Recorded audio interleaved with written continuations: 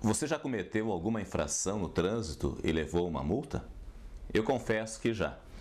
Eu quero falar deste assunto lembrando o evangelho do primeiro domingo após a Epifania, que conta a história do batismo de Jesus. Permaneça conosco. É difícil não cometer alguma infração no trânsito, mas o diretor do Detran de Brasília extrapolou 42 nos últimos 10 anos. Ele justificou dizendo: "Eu sou um ser humano como outro qualquer, sujeito a erros."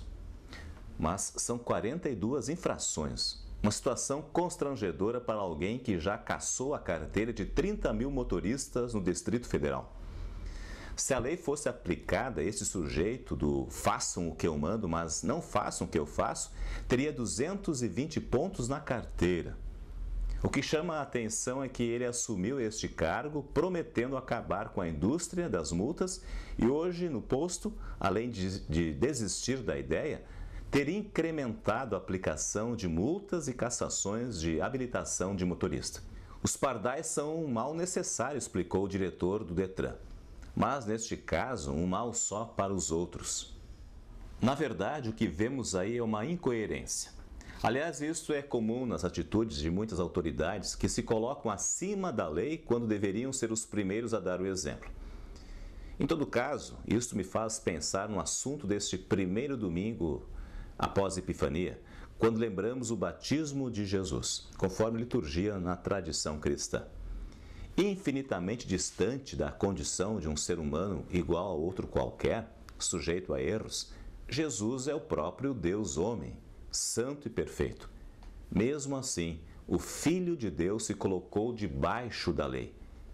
E mais, pagou a pior multa, humanamente impagável, pregando-a na cruz, conforme lemos em Colossenses capítulo 2, versículo 14. Narra o Evangelho que no momento em que estava saindo da água, Jesus viu o céu se rasgar e o Espírito de Deus descer como uma pomba sobre ele. E do céu veio uma voz que disse: "Tu és o meu Filho querido e me dás muita alegria." Marcos capítulo 1. O evangelista Marcos usa a expressão "o céu se rasgar", enquanto os outros evangelistas dizem "o céu se abrir." As versões do original grego para o português não observam esse detalhe.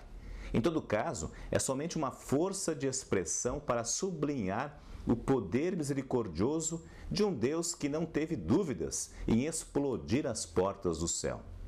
Tudo porque o paraíso estava lacrado diante das infrações cometidas por todos os seres humanos, o que custou um alto preço para o Filho de Deus. O apóstolo explica: ele tinha a natureza de Deus, mas não tentou ficar igual a Deus. Pelo contrário, abriu mão de tudo que era seu e tomou a natureza de servo, tornando-se assim igual aos seres humanos. Em Filipenses 2, versículos 6 e 7, encontramos esse texto. Sem dúvida, a desculpa deste diretor do Detran, que é um ser humano como qualquer outro, sujeito a erros, não justifica seus delitos, nem os nossos, quando é comum esse tipo de conversa.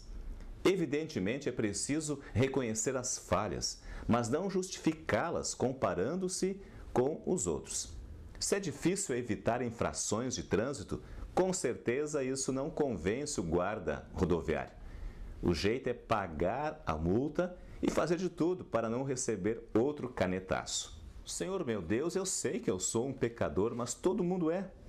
Longe de nós esse papo furado. Mesmo quando o céu já foi rasgado, mesmo quando a Bíblia diz que todos se desviaram do caminho certo e são pecadores, Romanos 3,12. Mesmo tranquilos sob a graça de Deus, que não exige nada diante do sacrifício de Cristo, conforme Romanos 3, versículo 24 e 25. Longe de nós a petulância de estar acima da lei de Deus.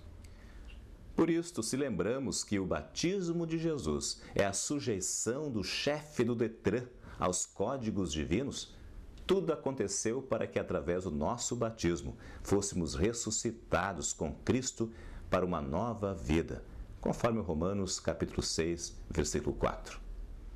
A todos uma ótima semana e muitas bênçãos de Deus na sua vida.